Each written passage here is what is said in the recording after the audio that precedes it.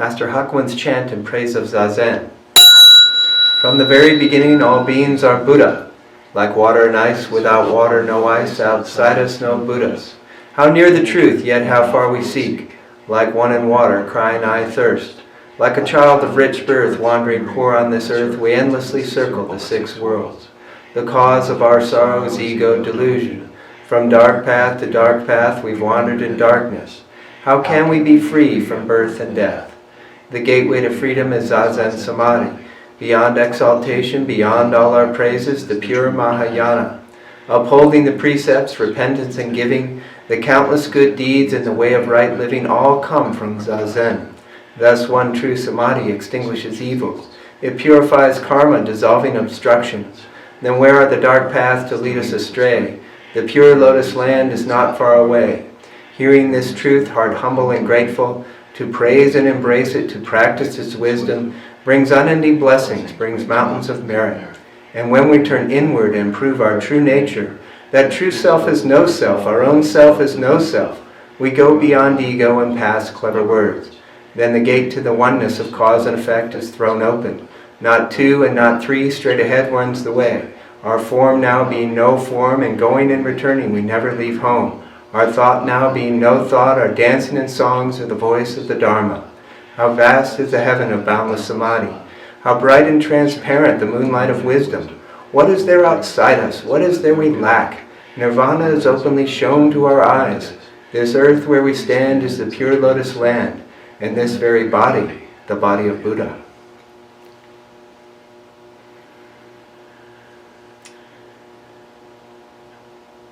In so many ways, Hakuin's chant stands on its own. It's this wonderful passage in the Tao Te Ching that says, true words aren't eloquent, and eloquent words aren't true. So my hope today is that I will be as ineloquent as possible, in an effort really to find the truth. Because that's at the core of our practice, at the core of Zen practice. This fundamental question, what is the truth?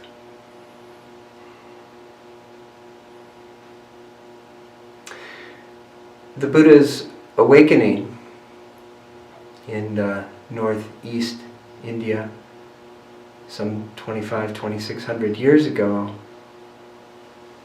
speaks to a fundamental truth that all beings, wonder of wonders, all of us, from the very beginning, are Buddha.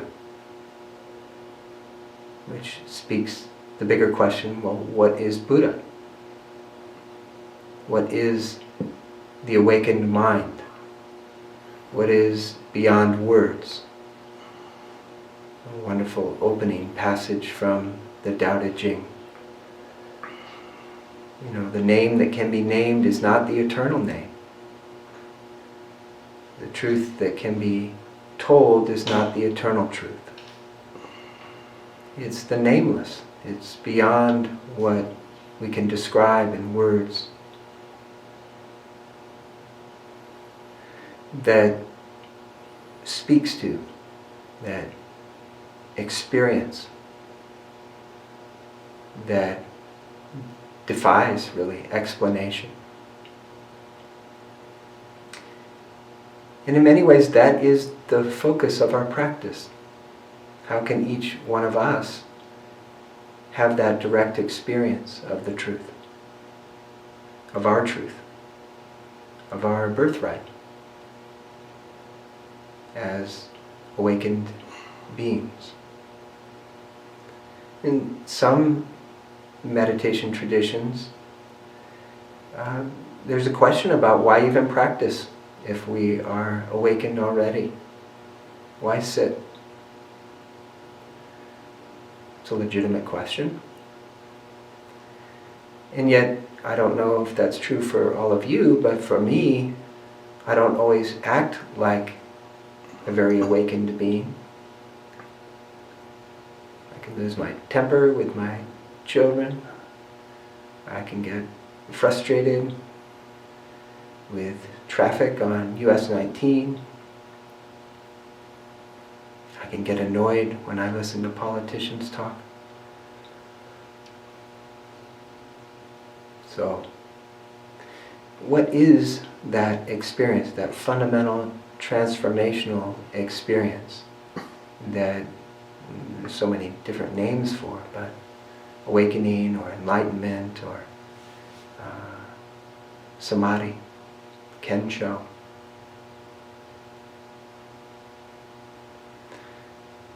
And in some ways that is why we practice, is to bring ourselves to an opportunity perhaps for a different experience of our own lives. Dogen famously said, to study Buddhism is to study the self. To study the self is to forget the self. And to forget the self is to become one with all things. So it seems like the purpose of practice, the direction of practice, is inward. And on the surface that might seem very selfish. But when we begin to study the self, what we begin to realize is what we call the self, ourselves, is oftentimes just a mixture, this kind of entrenched pattern of thinking and feeling. And those thoughts and feelings kind of create habits and behaviors that we engage in. And we are creatures of our habits. But maybe there isn't any habit more entrenched than this thinking about I, about me, about what's mine. We see this with the pandemic going on right now so plainly, so clearly, that we don't want to give up our habits. We don't want to give up our ways of being with other people. It's our right to congregate. It's our right to continue on in our lives as though nothing's happening. And I don't mean that in any critical way or judgmental way, but just from an observational standpoint. How difficult it is for any of us to make change and to step outside of our beliefs about ourselves.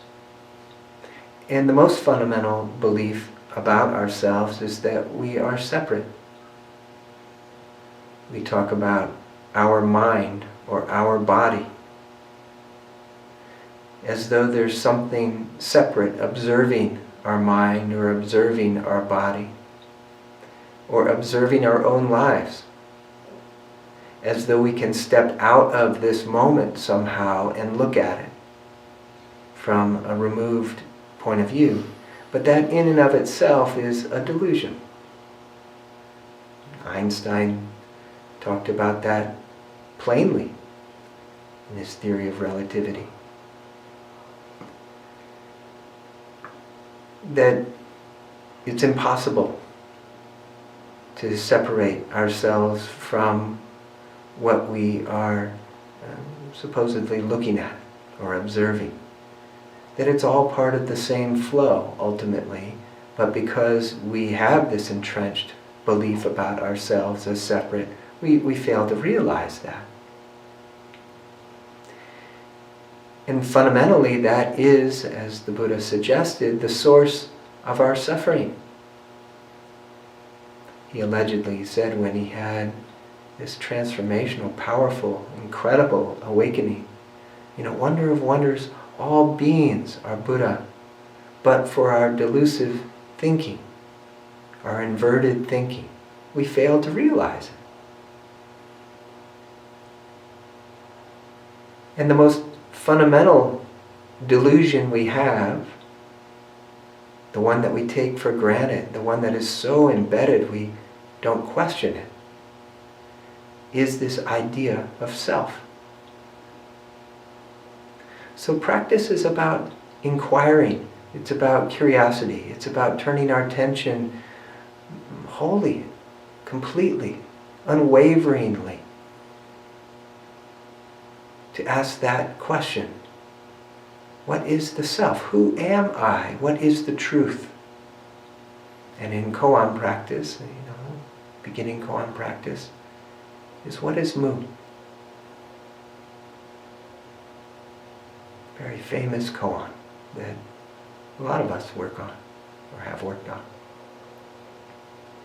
Jashu, famous teacher, is asked by one of his students, a monk, says, "Master, does a dog have Buddha nature?" And Jashu responds, "Mu." Now, apparently in Japanese, Mu roughly translates maybe to nothing or some emptiness, some notion like that, but the purpose of the koan, of course, is to go beyond all the words and have a direct experience of our lives and a direct experience of a sense of separateness, a sense of separate self falling away. Now, for most people, most of us, that takes years of practice to resolve that koan through a demonstration with our teacher. Because it's not enough. It's not enough to have an intellectual understanding of ourselves or our lives or that koan. What Zen practice is really about is the direct experience of non-duality,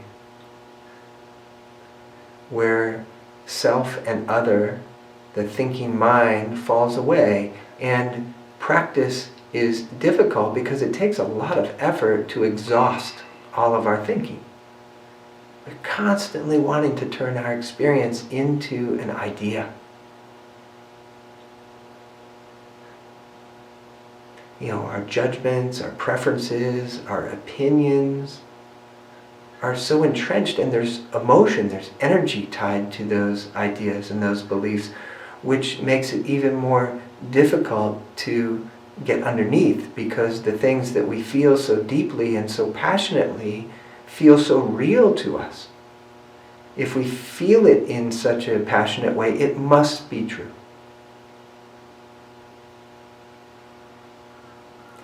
And yet, most of what we discover when we look deeply enough isn't true at all. Most of what we discover about ourselves, that is, if we look deeply enough, isn't really true at all. It's just conditioned in. We've been thinking it for so long.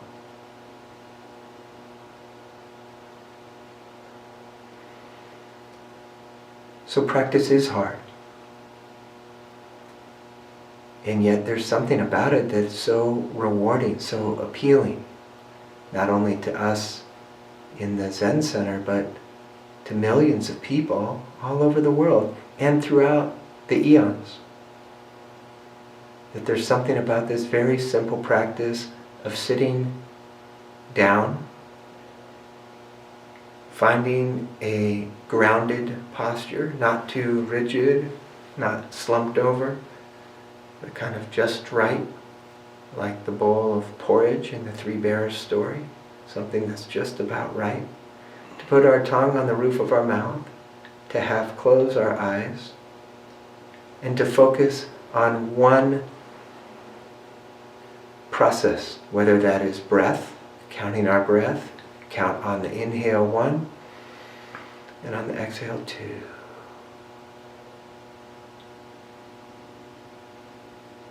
Inhale 3, exhale 4.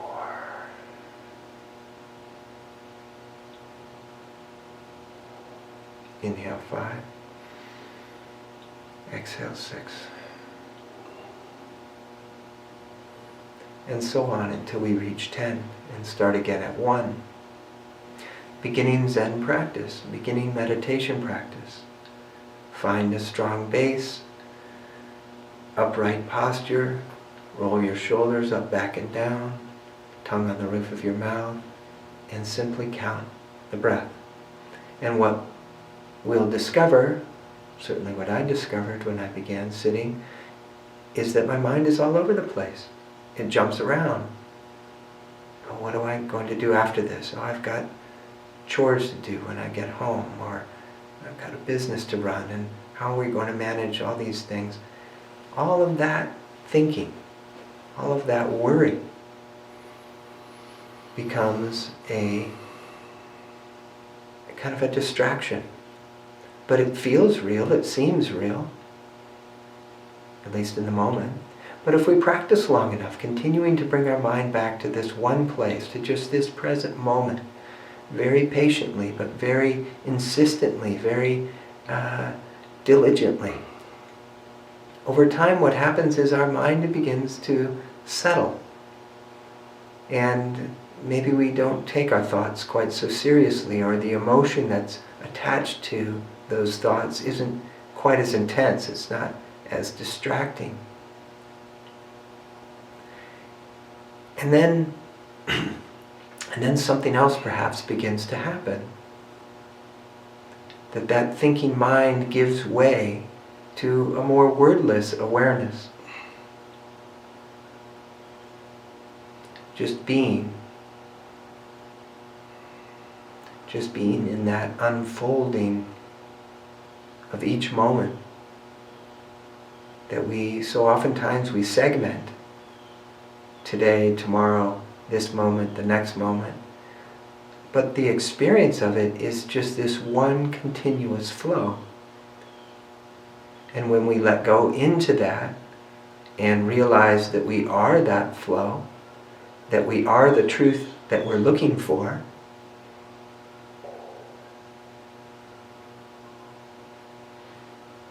that experience really can change our lives. That whatever this is that's unfolding every moment is really a mystery. Sometimes it's a beautiful, awesome mystery. And other times it's rife with suffering and horror.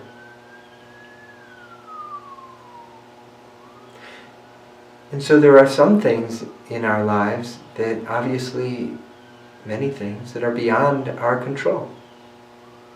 So much of the suffering that happens.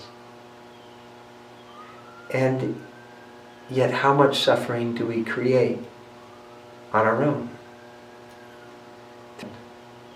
To live fully in this moment and to allow that flow to inform us, to teach us. So getting back to the fundamentals of Zen practice, the fundamentals of Hakuin's chant. From the very beginning, all beings are Buddha. Like water and ice, without water, no ice. Outside us, no Buddhas.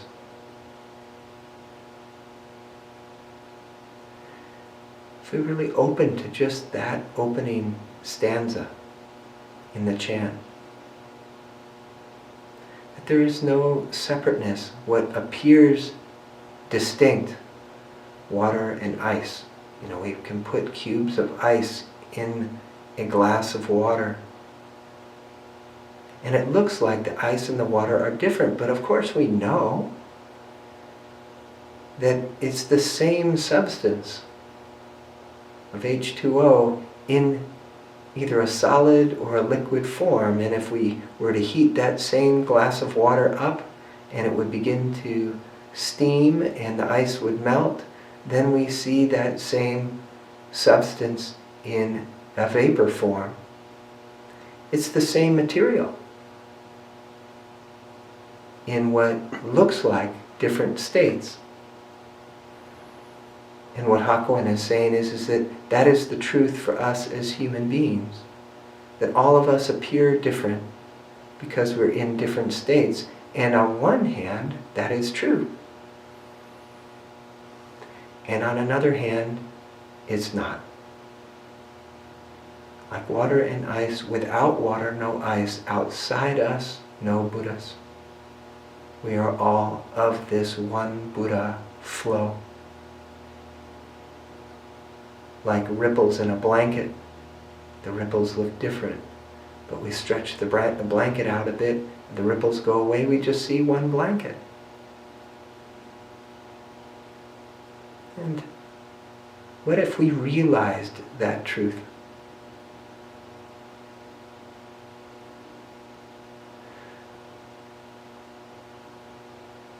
Well, that is the purpose of our practice ultimately, is to have a direct experience of that whole, that oneness, that flow that we are.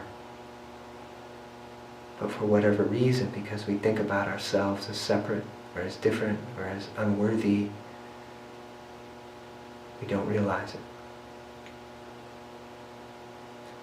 So I want to encourage everyone, as I myself have been encouraged by Roshi Lawson, by Ken, by Stephen Mitchell, written incredible books, by really all of the teachers throughout the centuries. Roshi Kapleau, Harada Roshi, Yasutani Roshi, who were Roshi Kapleau's teachers all through the centuries, who have encouraged us to awaken to our true nature.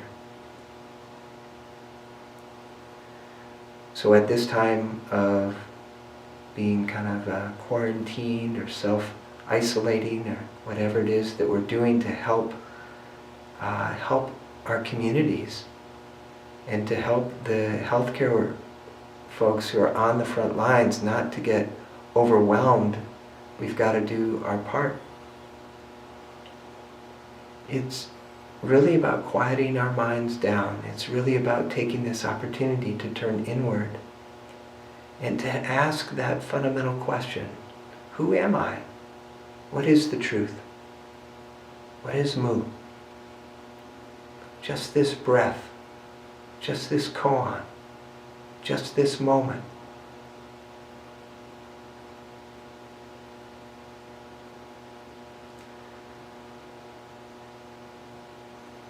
So that's all of the eloquent words that I have for today. And hopefully they weren't too eloquent, but maybe point a little bit towards the truth as best we can see it. So we'll end here with the 4 vows. The 4 vows. All beings without number, I vow to liberate endless blind passions. I vow to uproot dharma gates beyond measure. I vow to penetrate the great way of Buddha. I vow to attain all beings without number. I vow to liberate endless blind passions. I vow to uproot dharma gates beyond measure. I vow to penetrate the great way of Buddha. I vow to attain all beings without number. I vow to liberate endless blind passions. I vow to Dharma gates beyond measure, I vow to penetrate the great way of